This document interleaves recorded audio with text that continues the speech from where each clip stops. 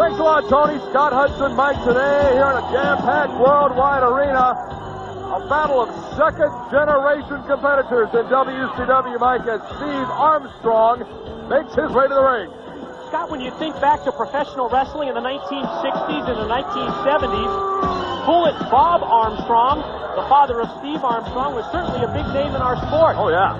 The opposition this week on Worldwide for Steve Armstrong is to be provided by a youngster who is returning to World Championship Wrestling, and likewise, a second-generation wrestler, as you mentioned, his father as well. A very, very big name in our sport in the decade of the 1960s as a wrestler, on into the 70s as a wrestler as well, and then in the 70s and 80s as a promoter. And we're talking about Cowboy Bill Watts. This is his son, Eric Watts, and he's back in WCW. What a contest this should be. I gotta tell you, growing up in the peach state of Georgia, as Gordon Solie used to say, I remember the legendary confrontations between Bullet Bob Armstrong and the big Cowboy Bill Watts.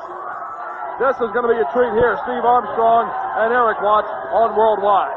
And there's no question that both of these wrestlers are trying to impress people in the WCW Executive Committee. For the most part, we've seen Steve Armstrong as a tag team wrestler with his brother Scott. Eric Watts is now back and trying to make a name for himself in WCW and trying to put himself right in the mix of so many of the title pictures in World Championship Wrestling. Eric Watts, of course, was a terrific quarterback.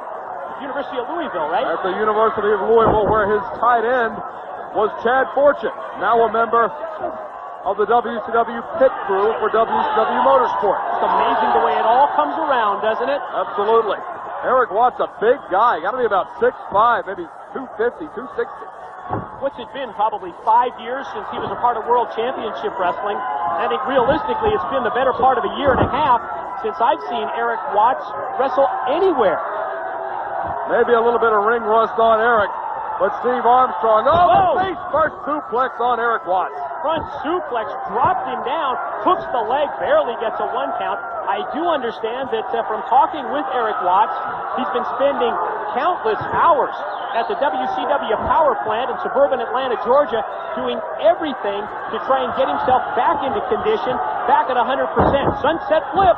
Nicely executed, gets him over, and Eric Watts with the 2 count on Steve Armstrong, but Steve with a left hand, out of nowhere, on Eric, shoots him into the rope. Back elbow from Steve Armstrong. Watts now, 6'5", back to a vertical base. Armstrong shoots him in, back elbow, got in a face jam right in the center of the ring. Doubled him over with the elbow. Here comes the cover, hooks the leg, gets another 2 count. Now a version of the surfboard on Eric Watts, compliments of Steve Armstrong. Eric Watts, I'm sure, is going to try and get to his feet, use his superior height and size to just muscle his way out of the surfboard attempt. Nice reversal. Surfboard, Steve Armstrong rolls him up. Got the 2 count on Steve. Look at that. Clothesline from Steve Armstrong literally knocked Eric Watts for a loop in there. Turned the 6'5" Watts inside out with the lariat. Just a methodical attack now by Armstrong out of the corner. Whips him across diagonally. Here he comes. Steve Armstrong missed the corner clothesline. Eric Watts out of the way. Sets Armstrong up. Gut wrench. He can go anywhere from this position. Sets him up. The power bomb into the top turnbuckle. The whiplash effect as the back of the head of Steve Armstrong came crashing down across the top turnbuckle out of the power bomb. Now he ducks the clothesline. And he blocks the hip toss. Look at that. It's a variation of the choke slam or the Uranagi suplex that time. The way the camera angle was positioned, I'm not exactly sure, but he took him down. Here we go again. No! Face first that time. Set him up for the Uranagi and took him face first, and Eric Watts gets the pin on Worldwide. What a return for Eric.